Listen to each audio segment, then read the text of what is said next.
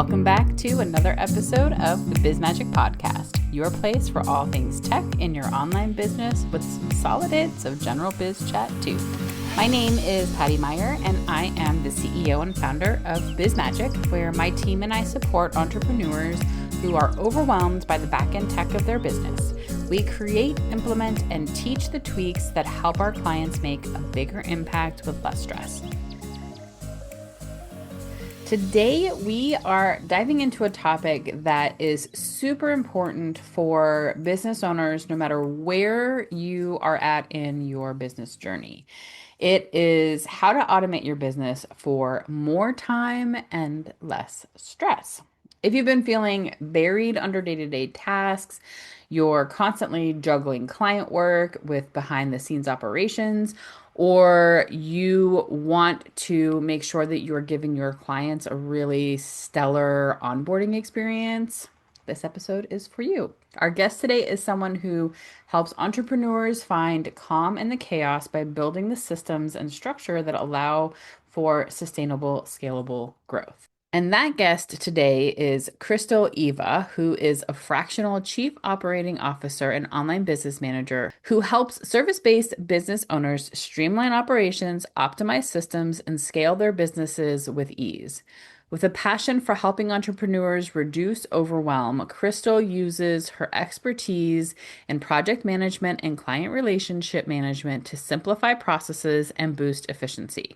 She's built a career centered around creating systems that allow businesses to grow sustainably while maintaining a healthy work-life balance.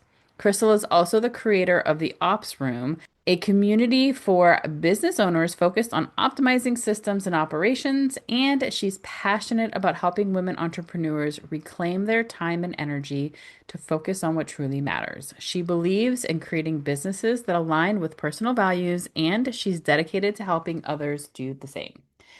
We are going to explore today what it really means to streamline a business, how to identify the right tools and systems for your needs, and the first steps to take to reclaim your time. Whether you're looking to reduce overwhelm, grow your team, or just stop feeling like your business is running you, you'll find plenty of insight here today. Let's get into it. Hello, Crystal. Thanks so much for joining me today. Hey, Patty, I'm so excited to be here. Thank you for having me. Yeah, I'm extra excited to talk to you because I'm a tech nerd and I love stuff like this. And we're talking about automations today, which makes me extra excited. Anytime I get to talk to somebody else who kind of can nerd out about the same stuff, it makes me very happy. So, can you start by just sort of telling me and us in your own words, sort of a little bit about yourself and how you got into doing all of this stuff? Yeah, absolutely. So, my name is Crystal Eva. I help service-based business owners streamline their operations and scale their businesses without all of the stress. So, officially, I'm a fractional chief operating officer. I'm also an online business manager, and my mission is to help women entrepreneurs do more with less. And so that definitely covers technology. I love my systems, systems that simplify things, tech that makes life easier, workflows that actually work. Mm. I'm a boy mom myself, and I've been doing this for like over 10 years now. And so just as tech has evolved, I've evolved my business, and very similar to you, like tech and systems and automations, they are my love language. I could talk about them all day long. And yeah, I started in corporate America in Tampa, Florida, and started doing some side hustling, and that side hustling became full time to the part where I quit my day job, if you will, and took my side hustle and incorporated recently, and it's just now it's all of my business. I love that. Have you always been like into tech and all of that and staying kind of up to date with things, or how did you kind of get into technology and loving this stuff? Okay, great question because my background is more marketing, advertising. Mm-hmm. I also have done my fair share of like executive assistant type of roles. Mm, I've yeah. always just been in a position where I felt like I was doing the same thing over and over, Monday through Friday, whether it was June or January. And so I was the one that was Googling, YouTubing, figuring out how to make templates, and started discovering platforms like Zapier and other ones where I was like, ooh, I can do this faster, and really created a passion for it because who doesn't want to save time and basically like also impress your boss Yeah. and Right. like, wow, Crystal can turn things around very quickly, and she always seems to like know what's coming up and making suggestions. And so even though it wasn't like my forte at the time in corporate America, or even what I went to school for, I went to school for marketing and business.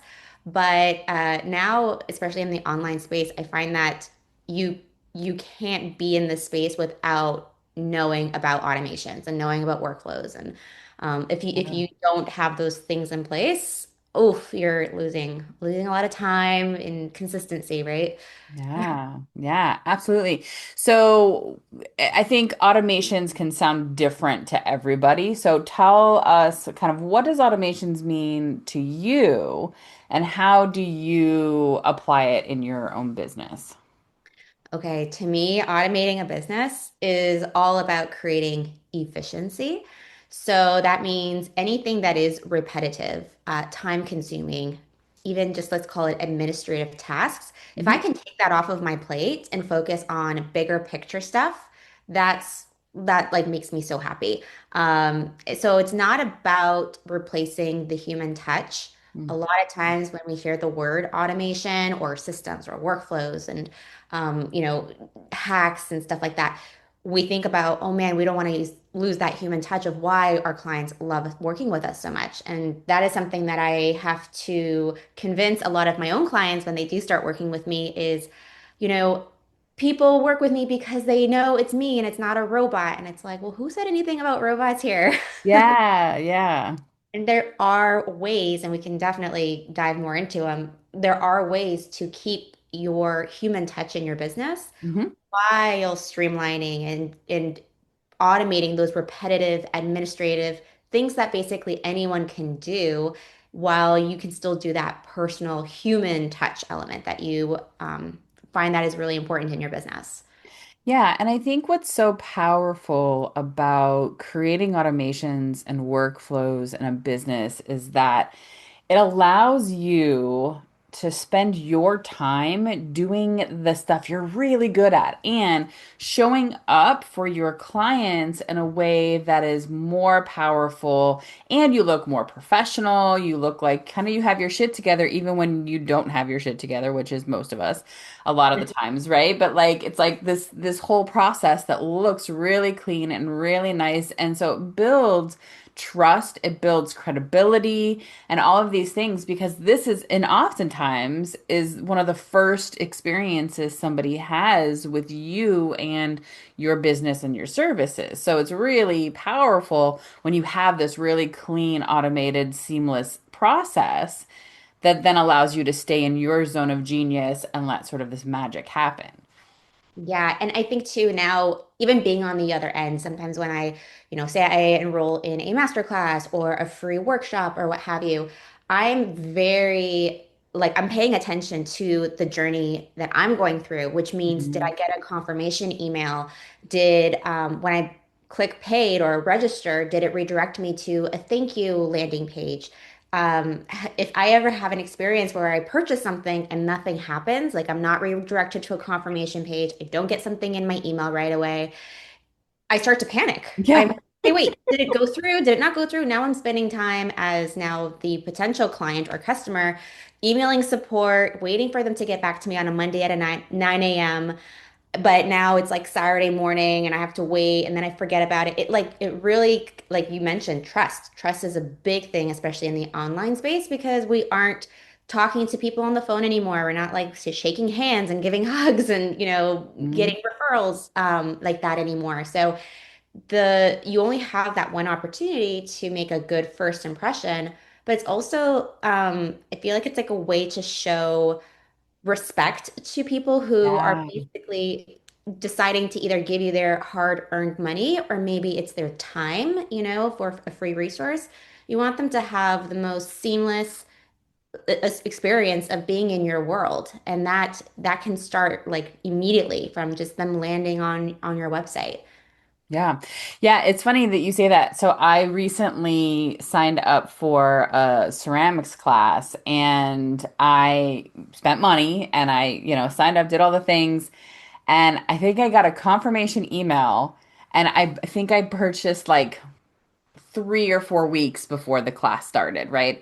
Mm. I never heard from them again. I never got anything telling me what to bring and how to prepare. I never got anything saying like, "Hey, your class is coming up. Here's the address again." Like nothing. And so I started panicking.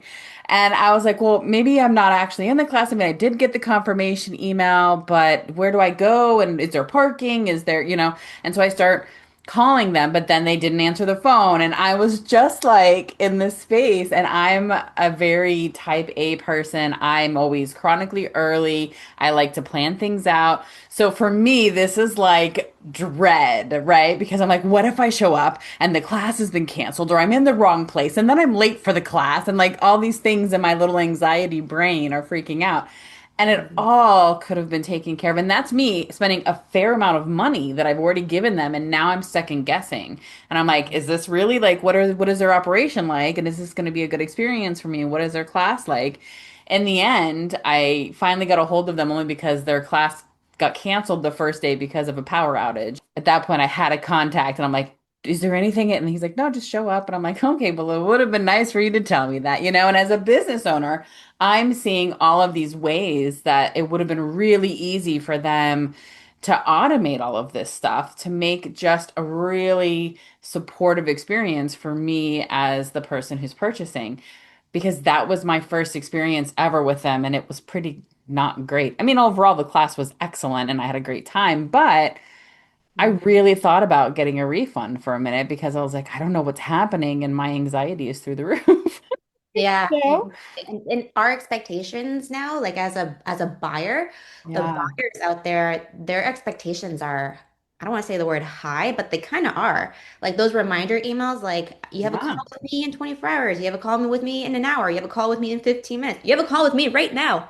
yeah, We're getting bombarded with that. So now we're trained, like we're internally trained where that's what our expectation is. And that business owner had several opportunities to put in those like human touch points yeah, in the automation. Like it would be very um, easy for them to show personality, to show appreciation, to say, don't forget to bring your favorite water bottle and your favorite, X, Y, and Z. Like those are great ways to show that human touch and that care in hmm the automation. And as yeah, the person on the other end, when I get those automated emails, I just appreciate getting those automated emails. Like someone yeah, took the time to sit there and make sure that they covered all their bases, and make sure that there's reminders and how to get prepped that you get the most value for what you just paid for.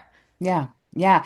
And again, it is respectful, like you said. I think that was a great way to say it. Is it shows respect for that client, that potential client, and it just eases their little minds as they go through the process because you want to be supportive of everybody, no matter who they are and what their experience is. Yeah, so I think that's really great. And so when you start working with clients, at what point do you help them sort of realize, or at what point, if somebody's listening to this, should they be thinking, oh, maybe it's time for me to do some sort of automating situation or something? What is a good sign of that needing to happen in a business? Probably when you start feeling like, I mean, when you're drowning and you're feeling burnt out, you're probably like past, Yeah. like, hey, maybe we should set something up.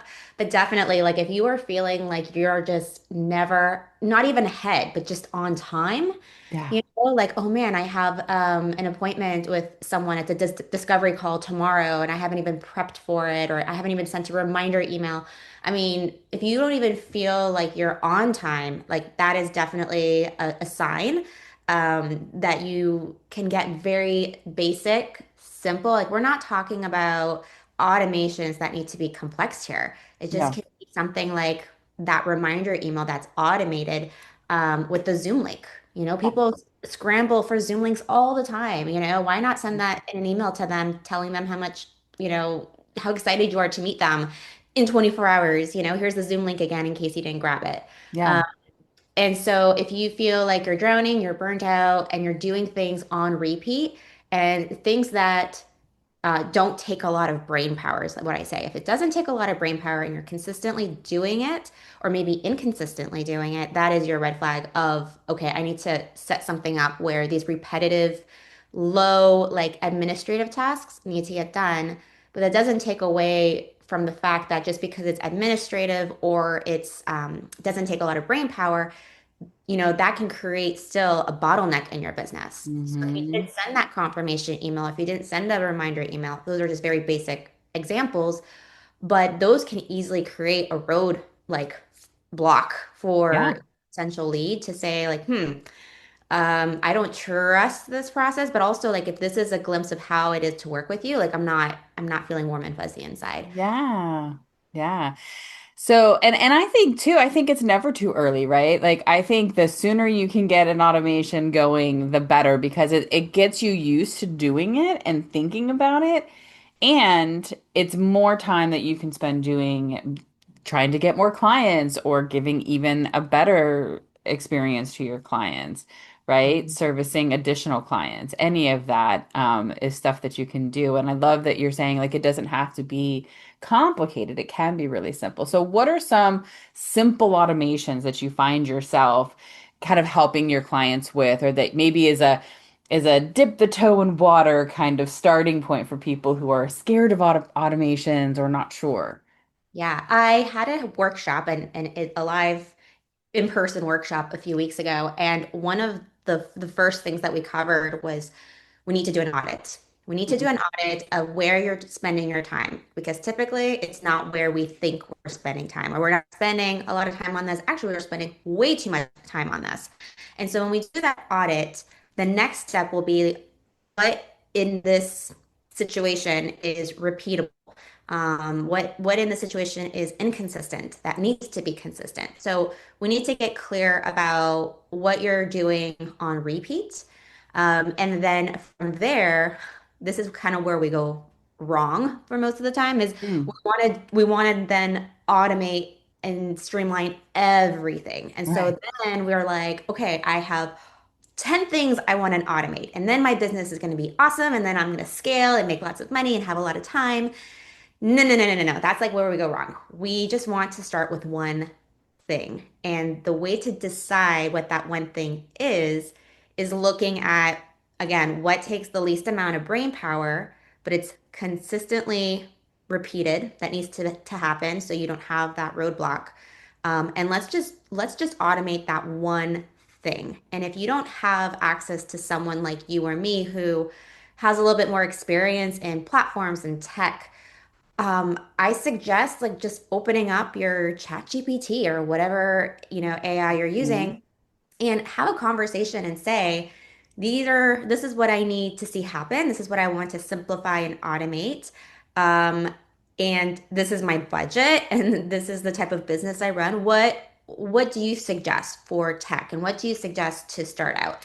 And you'll be surprised of how detailed it will like give you kind of steps to even get started. But it's really identifying what what will actually help you in your business to either move the needle forward or buy back time. So that's kind of the starting point. We don't want to ever put all our energy and time and money into something that won't pay us back. It's like the Yeah. wish list stuff. We want to do the things that will see an immediate impact, immediate value. Yeah. Yeah. I often tell clients who I work with that one of the best place to start is to start tracking your time. Because when you're able to start tracking your time, you can start seeing tasks that you do that are repeated. And then you can say, oh, okay, I see this task. I see that I do this every 2 days or whatever it is.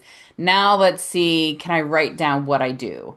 And step by step. And then I love that going to AI or, paying somebody, hiring somebody. But yeah, ChatGPT is great for that sort of thing. And they are super detailed and saying, this is the process I use. These are the tools that I use.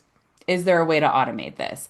And the amount of detail it will give you in step-by-step instructions is pretty exciting. But of course, you could always hire one of us to help you as well. So you talk a lot. I've heard you say several times, right, about that personal touch, that human connection. Mhm. So when it comes to, let's say, like an onboarding experience, right? Talk to us a little bit more about how do we in automations and processes and an onboarding or any other kind of automation, how do we, you've mentioned it a little bit, but let's talk more about it. How do we keep that personal touch in there to make it feel really connected and keep your authentic voice in this automated, robotic, for lack of a better term, process? Mhm. So the contract process, the invoice process, all of that is very standard and it kind of limits us to like how much personality we should even be giving it because people don't expect it. If they're receiving an email at 2 o'clock in the morning because they signed a contract and they're getting a confirmation with a copy of that signed contract, they don't expect it to actually be you. If I was actually getting an email from you at 2 o'clock in the morning with my signed contract confirmation, I'd be like, "Are you okay?" Like, I don't want you to be doing this, that's not good either. And so, my expectation isn't like the high personality, but I do want to receive some type of appreciation for, signing on with you. And so, something that I've been doing for a while, and it's something I actually learned from one of my own clients, and that's the beauty of running a business and working with very talented and experienced people. You learn from everyone, right? And so one of the things I've learned, that I've implemented in my own onboarding process is I use a CRM, so a client relationship management tool. My preference is Dubsado. You probably heard of it. And I have workflows set up where the contract is sent out. Once the contract is signed, immediately the retainer invoice goes out, or a deposit invoice, saying, thanks for signing the agreement. Awesome. You can get like fun in your copy of the email, but then they get the link to the invoice. Invoice gets signed. And then they get like the kickoff call scheduler link. But at that time, what's happening in behind the scenes on my end is I actually get a notification from Dubsado. This is all automated. I get like a little ding on my Slack saying that, client A signed the contract, paid the invoice, scheduled a kickoff call. Here's your reminder to send them a Starbucks card. And what I Mm, like to do is, especially for my retainer clients, I will always send them a little card that says, super excited to kick off things with you, to reach your 2025 business goals, get caffeinated on me. So, and that happens at least 24 hours before a kickoff call. And that's where, maybe I'll delegate that part to my VA, or maybe I'll do it. But I have also a system for that internally. But that is like a really nice, unexpected way. Every single person that has received a Starbucks card from me before a kickoff call has said, that is like, I haven't even worked with you yet, and I'm so excited to be working with you yeah. because like those details, and it's so streamlined, it Yeah. happens like clockwork. So even though my contract invoice, scheduler link, all of that is automated, I still get reminders of when steps are done. And then that way, if I want to send something more personable, that is my opportunity to do so. Yeah. What I really like about what you just described is that it's a reminder that some of these automations can happen on the back end as reminders to you, and that it's not always the automations that are going to be client facing, but some of them are on those back ends to make your life easier, and to remind you to have those personal touches. I talked about this on a recent episode where I had kind of a similar automation setup that would ding me when I have a new client. And actually, it was for my assistant. And there was this really great service that just went out of business called Punk Post, and you could pay them to basically handwrite. They'd have artists that would handwrite cards, and send them, and they would have doodles in them, and you could have confetti in them, and it was just this really fun, loving way to just sort of get somebody excited. And it's snail mail, which people love. And so people really love that. I did it for birthdays, I did it for anniversaries with clients, and I did it for onboarding new clients. It was something that was so simple and so easy. And it was a manual step on the back end, but the automation was that reminder of saying, hey, everything's been done, it's go time, or being, hey, it's their birthday, it's time to send a card, all of this stuff that was set up. So I think it's important to remember that there are all sorts of little ways that you can set up automations to have that personal touch. And I love that example of the Starbucks card. I think it's super fun. Yeah, and it's optional, right? So we Yeah. the hurdle of the human touch. Like we can automate all day long, but if human touch and that personal touch is really important to you and to your personal brand, there are opportunities to insert that. It's not all or nothing. You can blend the two worlds together. Yeah. Yeah. Absolutely. So, what are some of the tools that you prefer? So, you mentioned Dubsado, Mhm. you mentioned Zapier, but not for us, Zapier is like second nature, right? So, why don't you talk about some of the tools and some of the things that you like to use to automate in your business and in your clients' businesses? I think that a solid project management tool is often underrated. Yes. So something like Trello or Asana or ClickUp, which there's a little bit more of a learning curve, but if you have like a larger agency, can really be a game changer for tracking tasks, deadlines, project progress, whether that's with clients or in your own business with a team. And yeah, sure. It keeps things organized and in one place, but it does so much more than that, right? Like that's just like the simple definition. So, sometimes when I'm working with the client and they have no project management tool in place, we're like, okay, the first thing that we're going to do is we're going to get you on a free version of something. There's so many great free Yes. versions. Personally, I use Asana. I'm an Asana ambassador. I love Asana, low learning curve. But it goes back to if you send me something in an email, whether that's a task or task related to a project or project stuff itself, or maybe oh gosh, we're talking about it in Slack or WhatsApp or Voxer or an Instagram DMs, like that type of communication goes to those other platforms like email and DMs to basically die. Right. Be never found again. Because when you wake up on Monday and say, I know we talked about this project or this deliverable for this client, and we talked about due dates and colors and who is going to be doing what on what day. Now you're going to be spending time and energy and lots of frustration to try to backtrack and be like, where did we talk about that? Was it in an email? Was it in a DM?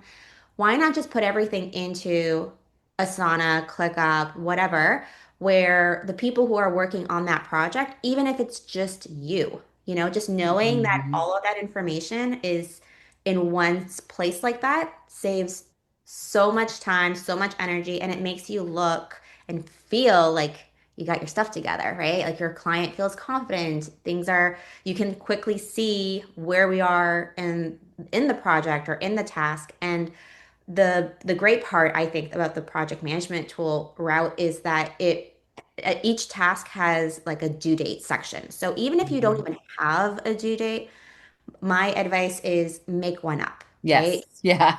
Put something because otherwise like you won't get the alert, you won't get the reminder, and that's the whole point is to kind of like let you know when something's coming up, if something's overdue. Mhm. Um and then that way you keep yourself organized. It's one less thing to track in your brain and one less thing to have pile up in your email and so forth. Yeah.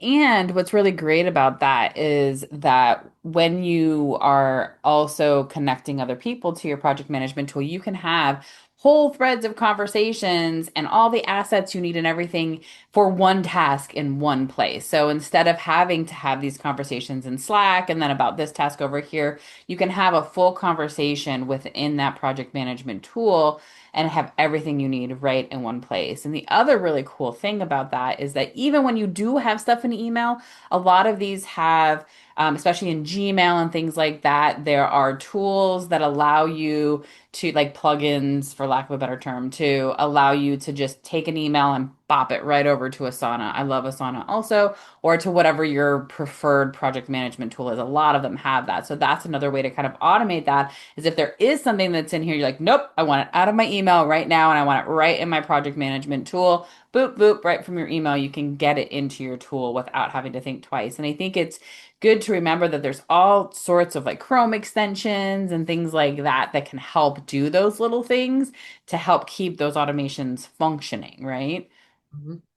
Absolutely. Oh man, I have Chrome extensions on Chrome extensions, and I have also like just Gmail has like you're just scratching the surface if you're just using like labels. You can create multiple inboxes in your Gmail. So I have one that actually is called Asana To-dos, and anything that gets moved into that inbox, I have a Zap that then creates a task in a project. So anything, you know what I mean? So I don't even have to like touch a Chrome extension if I don't want to, like there's Yeah, so many ways to do it. But again, that's going to a little bit more like a complex area of automation. You don't need to be that complex. You can yeah, definitely start simple. Yeah, yeah, yeah, absolutely. I love that so much. So, can you walk us through sort of a before and after experience of a business that you've worked with that was simplified with automation? totally. I can think of a few. Yeah, I think that just going, so I'm a service-based business myself, and I serve people who serve people. And so I definitely specialize in like client onboarding, client journey, down to client offboarding and grabbing testimonials and reviews, which are very important for a business, especially in the online space. And so a lot of times when clients come to me, that's kind of where they want to start is client onboarding, getting things organized, maybe even delegation in their team. And so not having like when a business comes in and not even having like a welcome email template. And so we're talking about inconsistency. So if a business owner has to welcome a client in, that welcome email is crucial, right? It has important links, it has next steps, it has where to find things, who to contact.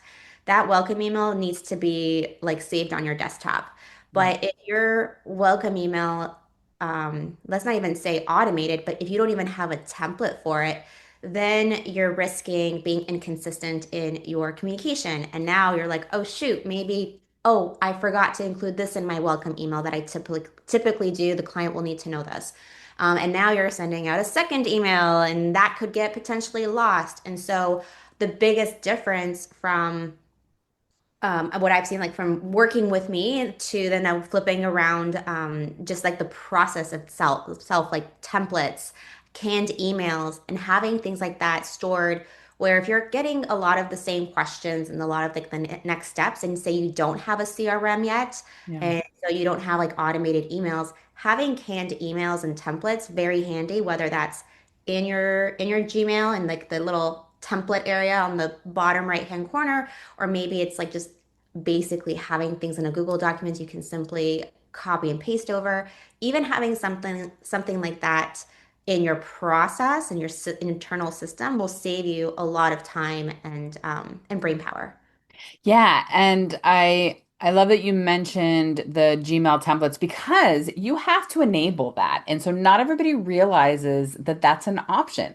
So if you have Gmail, you can go into your settings, and I think it was called Labs. I can't remember if it's still called Labs, but something in your settings, just go through the little settings, and at some point you can enable templates for your email. And once you do that, like you said, down at the bottom right, you hit three dots and you can set up templates. I use them all the time Mhm. because some emails you can't send ahead of time. You can't schedule. Like some emails you have to like inquiry emails, right? So you want to respond, you have a typical kind of response to an inquiry. Great, boom. And you can customize it at the same time that you're sending it, but then you don't have to rewrite all the same things. It's another great example of a way to automate something.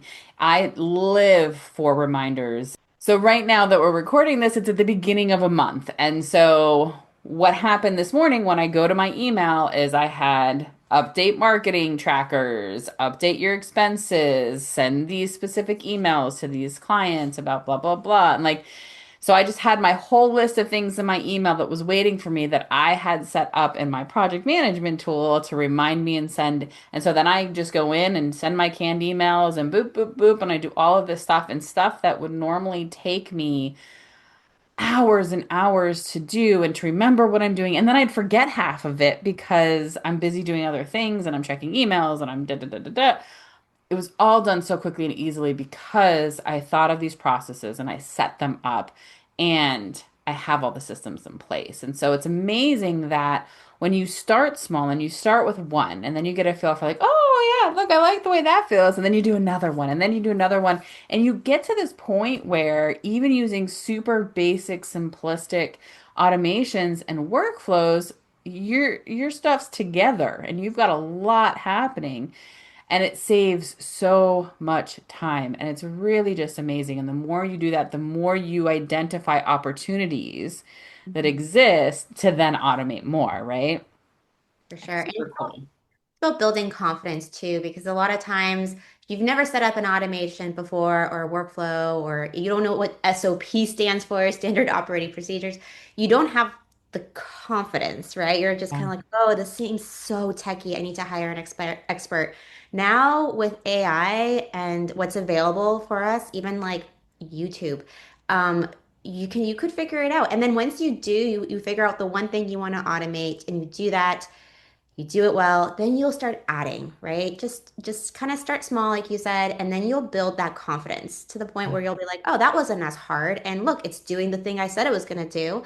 And if it doesn't, tweak it, fix it. Everything you can pivot, nothing's set in stone, you know? Yeah, yeah, that's a great point too, is that you can set something up and then improve it later because it's okay to tweak and you likely will tweak your automations. You will likely tweak your workflows because your business is going to change over time. You're going to change. Your offers are probably going to change. Your people might change. Like it's just the nature of having a business. So it's kind of great to be comfortable with the idea of it changing. And even to that, you mentioned an audit earlier. It's good to audit your automations, once a quarter or twice a year or something like that, and just sort of see what you have in place and see if they still make sense. See if there's anything that you can do to make them even better and to make the client experience better or make your experience better. And don't be afraid to change things and to check in on it, over time.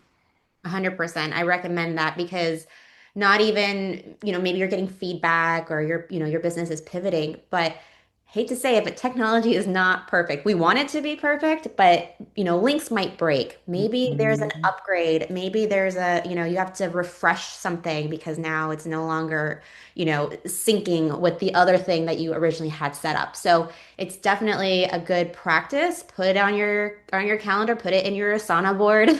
Yeah. Every 6 months, just do like a little guinea pig test run. It won't take you much time, but it can save on that client journey having any hiccups. Yeah, absolutely. Absolutely. So you talk a bit about helping business owners create work-life harmony in their business. So what does that look like for you personally, and how do your systems support that? Mm. I love this question so much because I used to struggle with being online all the time, but then wanting to be the mom all the time. And it was kind of like, then I just got burnt out. And so, what I quickly figured out, and we hear the word boundaries a lot, whether that's podcasts, blog posts, social media, but creating boundaries that actually work for me. So I'm not just taking boundaries because someone said I need a boundary that I'm not going to work after 5. Mm. I have set a handful of boundaries and systems that protect my time. And so that looks like in my daily routine. So I focus my high priority tasks first thing in the morning, and I leave my afternoons for client calls or for deep work. And that's just something that works for me. I haven't always had it set up that way because my life changed once my kids started JK and things like that. But my systems help me manage my day so I'm not feeling like I'm constantly playing catch up. And I actually have a on my calendar, like a time block, where it is called catch up, where I don't have to worry if I'm coming in after like a long weekend, or I was at a field trip with my son and I'm thinking, oh, I have to play catch up. I actually have space on my calendar, to play catch up. And Yeah. so I keep everything else as is. So I have time to do my high priority tasks. Then I have time to have for client calls and to do deep work because, as a service-based business owner, we can be on calls all day, but when are we actually going to do the work, Sure. right? So we have Yeah. to create that in our calendar. But then the magic happens when we hold ourselves accountable to this. So this is where the trick is. You can have a tight calendar or a very spacious calendar, but if you don't stick to what you said you're going to do and when you're going to do it, that it basically is a mute point. It's kind of like it's not working for you. So that I created boundaries in these systems to protect my time. So if I do decide to work after a time that I said, you know what, I'm not going to work after 5 on Monday, but it's 10 p.m. and my kid's fed, he's in bed, my husband's out of town on work. You know what? I feel inspired. I want to work because I want to do it. And Yeah. that's okay. So the boundaries and the systems are there to protect my time, but if I decide to go outside, it has to be like on my terms, right? Like it's not like, okay, my client says that something needs to be happening on a Saturday at 9 p.m. because, we aren't saving babies. Like, Right. what's considered a real emergency here. So setting those boundaries and then holding myself accountable that no, I said I'm going to do it on this time. I'm going to do it on this time. And people will learn, clients will learn. They love it. They love that they're like, you know Mhm. what? I love that you have time on your calendar that I know you're going to be working on stuff in my business. But I also know that it's Saturday and Crystal's probably at soccer practice. And they love that. That's the human element. Otherwise, yeah, you can get yourself a bot if you want to, or, but that's the beauty of being in service-based businesses, right? Yeah, and working for yourself. I mean, to be able to build in that work-life balance, I think is huge. And I do the same thing. I'm very serious about my calendar, and it took years for me to get to a point where I've created boundaries and I respect my own boundaries when it comes to my time. In the beginning, which a lot of entrepreneurs do, especially solopreneurs, worked days and nights and weekends and like just always was working. And now I'm very serious about my evenings and my weekends. They're mine. Unless, like you said, I'm like in the middle of a website design project and I'm like, I just want to throw on a movie and work, but that's because it excites me and it makes me happy. I want to do this and it's very different. I also have once a month, I have no meeting weeks because those are weeks for me to just get work done without having those sort of constant stopping and going and all of that. And all of that information is on my onboarding paperwork. So when I send that onboarding packet to my clients, it says I don't do client meetings on Fridays either because those are my CEO days, my education days, my catch up days. So third week of the month, Fridays, no meetings. And nobody has ever had a problem with that. And I hold myself to that because these are the moments where I can just like get in and get my stuff done and really work. I love that so much. And I think it's so important to do that type of stuff for yourself. 100%. Yeah. So I think this has been super great. So tell me, since I love tech, I mean, you've mentioned Dubsado, you've mentioned Asana. What are one of those your favorite tool, or what's your favorite tool that you use in your business? Because I love tech. So Yeah. Okay. So aside from my project management love for Asana, I am a huge fan of Dubsado. It's my go-to for client workflows and mhm. it makes me look like the superstar, right? So anything from onboarding to contracts, invoicing, streamlining, all of that. Dubsado allows me to do that. But then also, it doesn't just stop there. I like to do check-in points with clients, and that's done through Dubsado, as well as if we're offboarding or collecting reviews or like Google reviews or testimonials. All of that is set up in the workflow, and I have it to be fired off in certain points of the contract. So if it's like a 3 month term, a 6 month, a 12 month, I set all of that up once and then it plays in the background. So that's definitely been um, a lot of time to maybe set it up to the way I want. Of course, I had to tweak it and pivot it, and I still will update it and do my own test runs. But it's one of those things where you do a good job the first time, and Yeah. let it run. And then I also, I'm a big fan of keeping my leads warm, the people who come in through my world. And so I do use an email marketing platform. Flowdesk is my current one. I've experimented with others before and my clients like Active Campaign or ConvertKit or known as Kit Now and so forth. But Flowdesk is very intuitive, easy, and I really personally love it. So that's in my tech stack as well. I do love my Zapier, like we talked about. I have many zaps Yeah. in there, but it's really like it might even be overkill for some people, but I also like to be in the know when I'm ready for it. So I Yeah. have notifications that will go into my Slack for my own business, just letting me know like if an invoice was paid. I don't necessarily want all of that stuff going into my email because I'm also a big inbox zero girl. Hmm. But I do like to get those notifications when I'm ready to see them.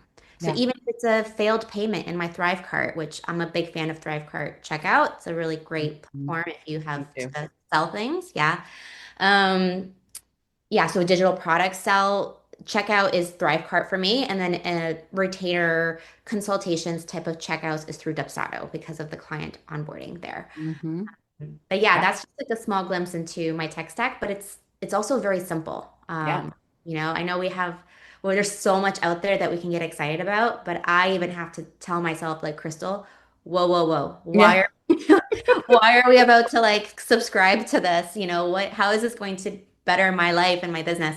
Because there's so many options out there and there's so much new stuff all the time that it's just more to upkeep, Yeah. it's just one more thing for it to break, if you will. So find Yeah. something that works for you. And 9 times out of 10, if not 10 out of 10, these platforms like Asana, like Dubsado, like Flowdesk, they're making their own improvements to their own platforms. So Hmm. it's not like, you're going to be one and done. Like it's going to be like constantly improving and you're benefiting from all those updates that they are putting into the platforms.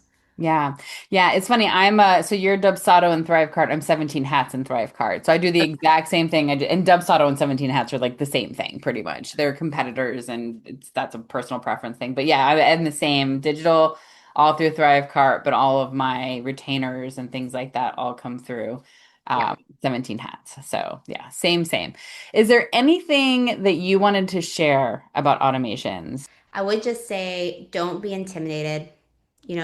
Just start with one automation. And there's so many people online who would be happy to help, I'm sure. And if you don't have someone you want to talk to, definitely check out ChatGPT or something of sorts um, to see how to make it work for your business. But also keep in mind that if there is a platform that you're really interested in trying, a lot of them have free trials for 14 days, a month, or maybe it's a limited to how many contacts. And don't start the trial until you're absolutely ready, so you can really try it out before investing.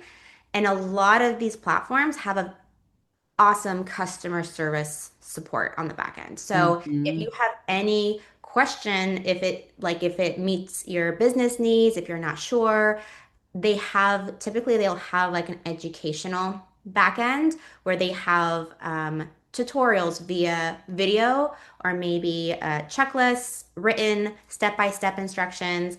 And if you do run into a situation where your tech is just breaking or you just cannot figure out why it's not triggering the way it's supposed to, you can reach out to their customer support. And 9 times out of 10, you'll get a super friendly reply back from an actual human um, who wants to make sure that you're a happy client, right? This is their business. So I feel like if you're on the fence, if you're not confident just yet, start with one, pick your platform, and then just know that you also have their support, right? Like you don't necessarily have to do everything on your own.